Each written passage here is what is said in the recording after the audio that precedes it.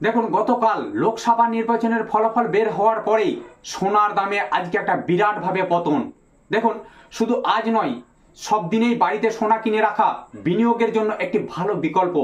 যে সমস্ত ব্যক্তিরা সোনায় বিনিয়োগ করে থাকে তাদের প্রতিদিনের সোনার দাম জানা অবশ্যই প্রয়োজন। দেখুন, গতকাল দেশের লোকসভা নির্বাচনের ফলাফল প্রকাশ হয়েছে এবং আজ সোনার দামে বিরাট একটা পতন দেখা গিয়েছে।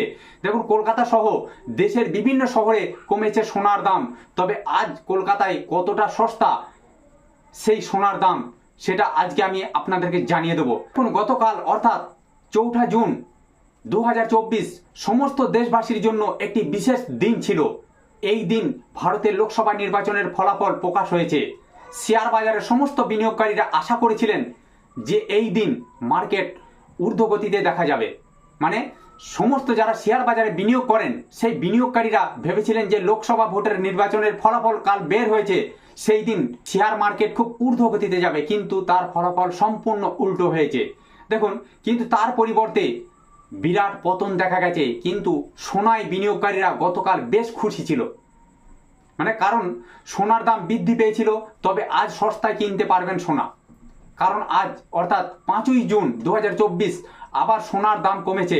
কলকাতায় প্রতি 10 গ্রাম 24 ক্যারেট সোনার দাম 220 টাকা কমেছে। তবে সোনার দামের পতনের সঙ্গে নির্বাচনের ফলাফলের কোনো সম্পর্ক নেই। সোনার দাম বাড়া কমা হয় আন্তর্জাতিক বাজার এবং চাহিদার কারণে।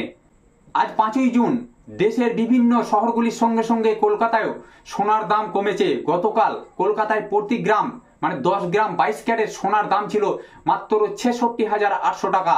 আজ তা হলো 200 টাকা কমে 66,600 টাকা।